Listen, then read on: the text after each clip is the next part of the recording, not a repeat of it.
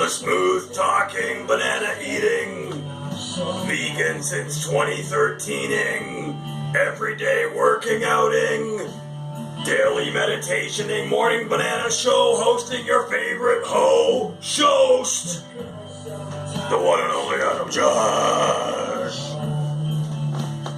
Hello everyone. Hello.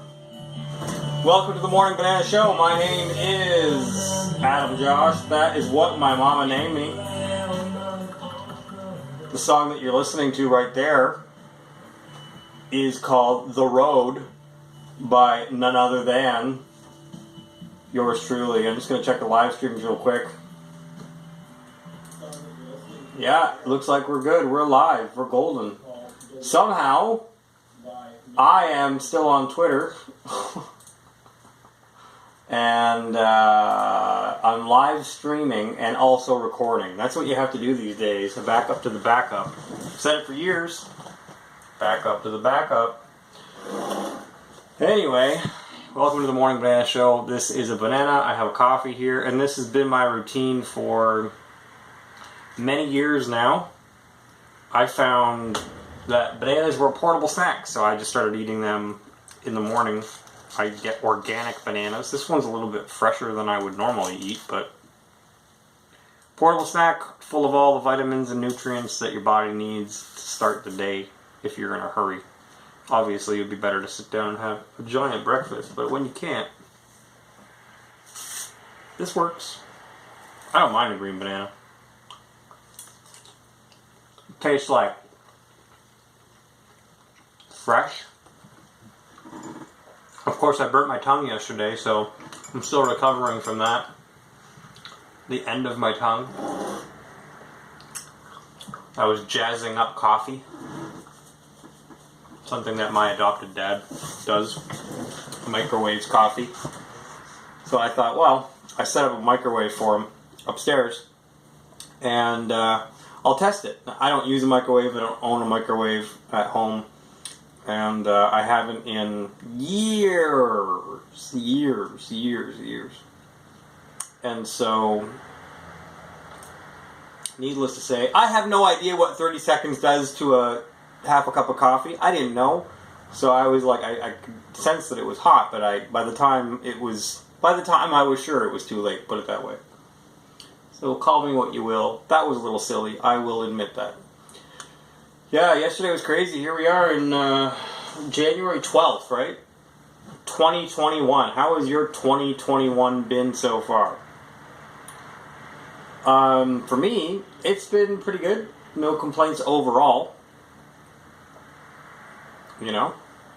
Stock market's going to open in a few minutes, and I'm not going to be talking about my stocks, that's for sure, today. But working my way towards my targets.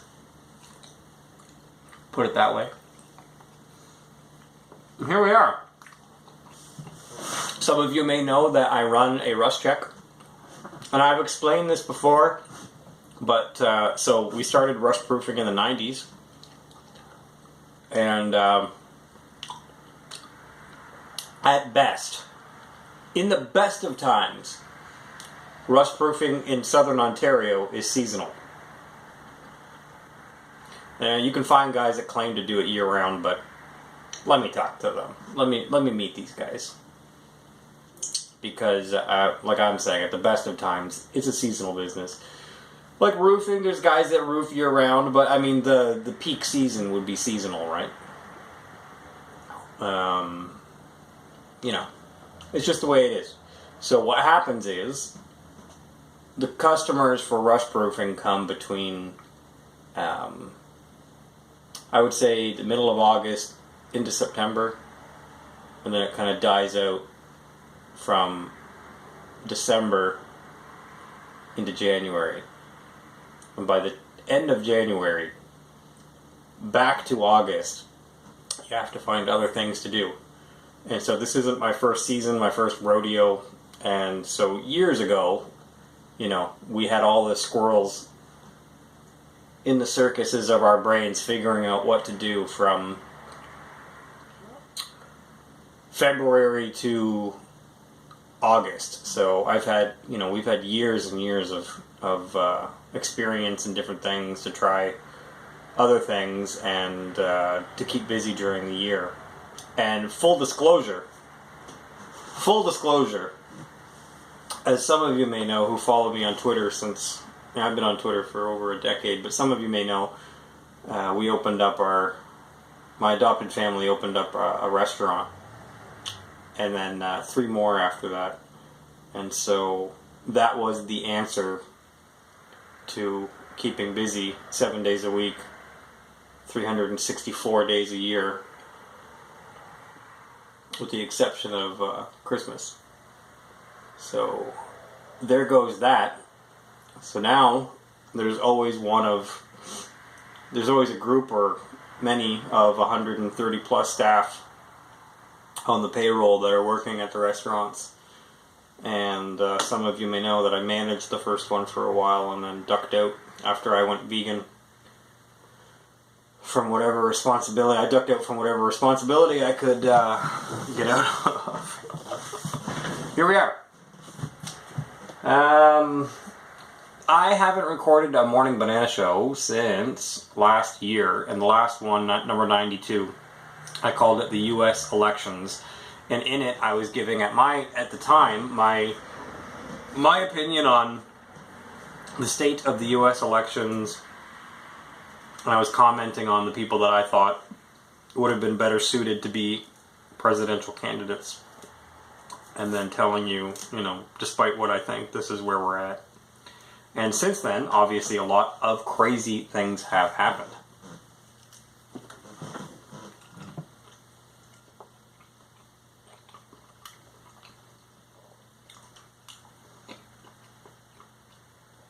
I've made a video on this same channel, if you're on YouTube watching this, about the Twitter purge and my immediate reaction to it.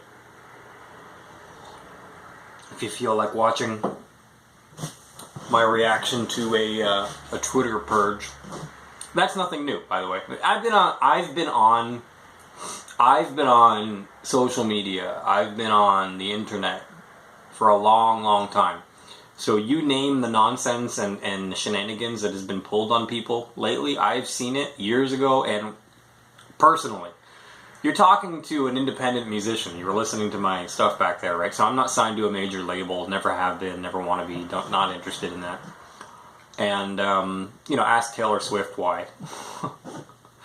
You realize, or Britney Spears, you realize these things, when you're a fully grown woman or fully grown man, that, maybe it wasn't a great idea to sell all of my catalog to, and winds up with Scooter Braun.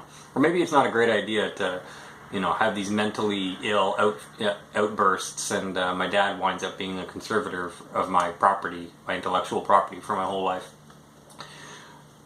Glaring issues like that, I saw that from a mile away, and maybe I credit that to my young start in music. I started playing when I was 4, I started being in bands before I was a teenager. I mean, I hit puberty and the ladies at the same time. Like, it was crazy, I'm not tooting my own horn, but toot toot. No complaints over here. So 2021 so far, the US election, I'm not a big fan of Matt Drudge. I think that he's a cuck, but 200 hours left is the headline right now over at Drudge, which is what? Drudge isn't even right-wing anymore. Were they bought by CNN or whatever? I'm not sure. You'd have to look into that, but big bait and switch over at Drudge. From the way it used to be to the way it is now. Big bait and switch at the protest in the U.S. Capitol, A lot of things we could talk about the U.S. Capitol. Some of you may know, some of you who watch me know that I've met a lot of people who were there, and I talked to some of the people who were there. And if anything, I would lean on the conservative side of things. But I'm a Canadian. I don't really have a dog in the fight. I have family who's American, but full disclosure, I'm Canadian. I'm not voting in your elections. I didn't vote for Donald Trump, and I didn't vote for Hillary Clinton. And I wouldn't vote for Joe Biden, even if I could. So, if you're asking my opinion, I keep saying it's not over. I still don't think it's over. You have a national emergency declared right now in Washington, D.C. if you look at the whitehouse.gov's website. And so why is there an emergency declared in Washington, D.C.? There's tons of different military troops there. The National Guard, I believe, FEMA, has been given some executive control over Washington, D.C. Have you been to D.C.? I've been to D.C., so I know the layout. Above ground. I don't know the layout of below ground. That'd be wild to see all the tunnels.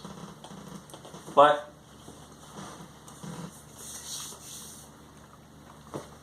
I don't think it's over. If you really think about it, meditate about it, you'll see the same thing. I think that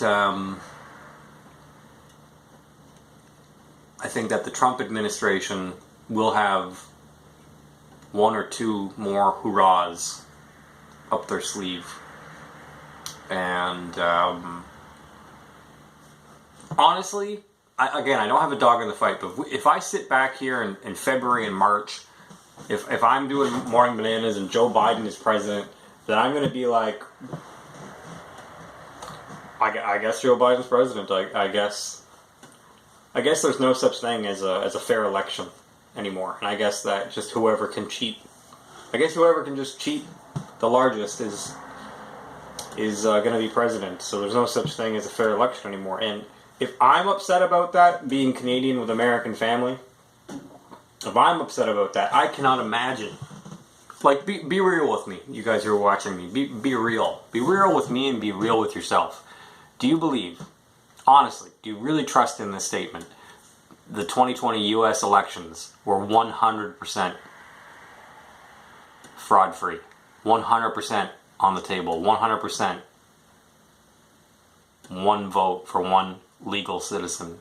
Do you really believe that 100% the elections were fair? A good counterpoint to that on your side would be, well, every avenue that Donald Trump and his team wanted to pursue, they could pursue legally, and all the cases got thrown out. They claimed there was a lack of evidence. So, I'm with you. I see that. So I guess that's the end of it then. They were free and fair elections, right? So whatever evidence that we're seeing is just optics, visual, maybe CGI. It's just computer fakery. We didn't actually see the things we saw. And the things that are claimed to have happened in places like Georgia, and dead people voting and whatnot, we can just overlook all that. This is the reality that you want us to live in. These type of people who say that everything was fine. So I'm not okay with that. I'm not comfortable with that, and I wouldn't be comfortable with that running an election. Imagine if you were running an election and you had to deal with this type of thing. Well, a certain amount of dead people voting and a certain amount of corruption and, silly ballots and whatnot, that's acceptable. No. So it's got to be tough running an election. Now, look at how many people have resigned and quit over just trying to run this election. So, but I don't, from sitting where I am in Canada, I'm not convinced that the election was free and clear, and I'm not convinced that it was fraud-free, to put it one way. I'm not convinced. And I'm not in a position that you have to convince me either. This is my opinion on my Morning Banana Show. I'm not convinced that it was a free and clear election, and I think that the people who are agitated and protesting peacefully had had a legitimate reason to do that. Saying all that, to look at a group of people on a plane, and say they're all the same, one homogenous group, or to look at people in a country and say they're all the same, they're one homogenous group, or to look at a protest and say they're all the same, they're one homogenous group. All of those statements are wrong, and you know that, and I know that. So to say whatever happened at the Capitol with people getting into the building and sitting in Nancy Pelosi's desk and stealing her laptops and all that, to say that all that was one homogenous group that did that is as ridiculous as saying every person in a plane is the same skin color, or every person in a plane has the same political ideologies or religious beliefs. So I am not that dumb, and I don't think you are either. So whatever happened at the Capitol, there was a melee, there was a mixed group of people. There was people from different political affiliations, people who might have been paid to be there, people who were agent provocateurs. I think all those things are possible, and I think let the law decide, right? People have been arrested, and let their record show. Now, are they actors? Are they failed actors? Were they hired? Were they just going to get catched and released for their crimes on the Capitol? Now, that being said, I have listened to, all the conservative right-wing pundits that have agitated crowds, and I get it. I get it. I'm not carrying any water for people who say, let's go to the Capitol and we have to just murder these tyrants. If somebody said that, I wouldn't carry water for a guy like that, and I don't think you should either. Saying all that, it's a little ridiculous, right? When you say like violence isn't the answer. That's the stance of the leftists, or the same leftists when there were riots previously, which we all watched around Washington from Black Lives Matter protests and etc. That violence, windows boarded up, the optical center by the near Pennsylvania Avenue gets broken into, people looting and whatnot, looting everywhere. That's okay. We turn a blind eye to that because, that's acceptable. You can see all the Democrats talking about that type of looting and violence as,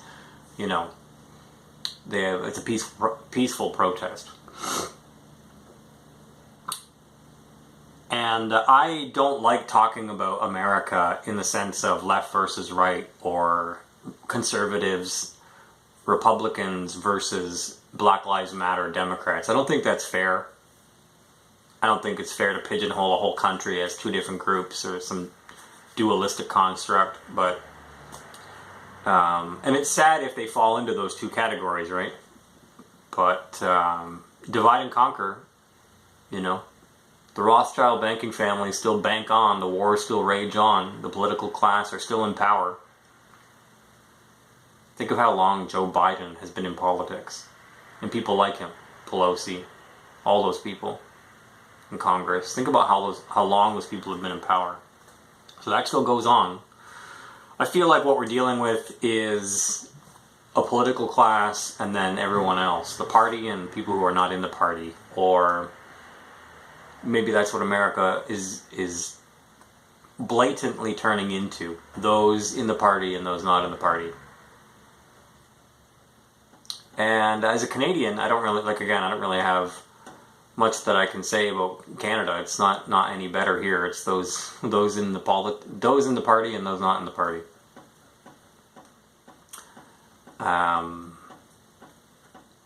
But I am a victim of hopium and copium, and I look to America to lead us out of this mess. And so a lot of people do, and we need some help. 2 weeks to crush the curve has been going on for almost a year now. And I think that we can turn it around in 2021. I'm hopeful. And we need some... Oh yeah, I was going to say earlier about violence isn't the answer, right? Violence isn't the answer unless American politicians tell you to go to war. And then it's, you have to set some other foreign countries free and show them democracy, but it's war by any other name. So that type of war is okay. When it's actual war, violence is the answer. And the politicians are the people who are telling you to go to war. But when you use violence in the country, that's not acceptable because the politicians said no. So violence is the answer over here, and violence is not the answer over there, and we get to be the arbiters of when violence is the answer. I don't think that's fair, and I don't think the founders of the country thought that was fair. Being told when they could revolt and when they couldn't revolt. So there comes a time when enough is enough. And I don't know what that looks like to you, being pushed into a corner and being backed into a corner, you know, you can only take so much, right? And I don't know what your breaking point is. I don't know when enough is enough for you guys. In the last month, I've had 2 in-person, face-to-face death threats. Not just like, I'm gonna kill you, but like, I'm gonna kill you! I'm coming back here with people and we're gonna kill you! I've had 2 of those. And I recorded one of them, and Desiree was here for the other one, so it's not just something that I had delusionally made up. So I'm not afraid of death. Threatening to kill a Scorpio, it's kind of funny. Like, Scorpio, my tarot card is death. You're threatening to kill death? Okay, we all die. You know, I'm not in a hurry to die, but okay, you're gonna kill me. Okay, you're gonna kill me. But some people can't handle that, right? Some people can't handle death threats. Some people can't handle these life or death situations, and they freak out. They're afraid. And so out of your fear, you turn to people that you don't understand to rule over you and give you this security. It's usually false security, but to give you security. So sometimes you have to take matters into your own hands, and it's crazy what's unfolding between the tech censorship, between, you know, the ruling class and everyone else in America, and it's like a show. I mean, in that sense, the QAnons weren't wrong. Grab your popcorn, because it's like watching a giant movie. Like, they're all actors. And then when they're in Congress and they're doing congressional hearings, why are they always literally reading off a script? Have you seen the script here, by the way? I always just talk from my heart and what's on my mind, and then I forget things, and then I write them down later, and I remember it later to say on the show. But if you're genuine, why were there so many actors at the protest? You look at the bio of some of these people who were arrested, and it's like, actor. Not that actors can't protest, but I just find it odd. Like, okay, you're an actor at a protest. Were you being paid to be at the protest as an actor? I find that odd. You know, do your own research, come to your own conclusions. What else can I tell you? My pinned tweet on Twitter is getting a lot of traction. 22,000 views about the globe Earth theory not having any evidence. And, you know, the evidence that they like to give you is CGI cartoons, you know, that alleged proof of from April 1st back in the 50s of some satellite nonsense. People can't see an April Fool's joke and admit when they're being trolled. Have you seen this Crater Earth thing? Crater Earth.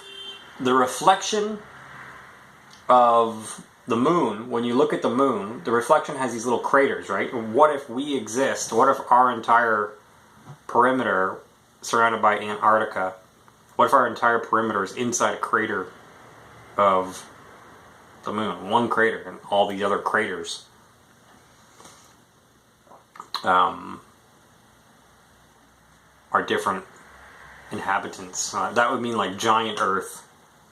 It would mean that we would have some kind of dome over us. Operation Fishbowl. Look it up. So that's kind of bizarre to think about. I wonder if the dome, if there is a dome, I can't, you know, you have to confirm these things, right? I wonder if there's a dome, would it go underground? Because if you were underground and tunneling down to the next pond, it would make sense why then the moon is always facing us with one side, right? Because you're always looking at a reflection. What if it's the inner reflection off the dome, and the moon isn't anything solid you could land on? It's kind of just like a holographic projection or energy point.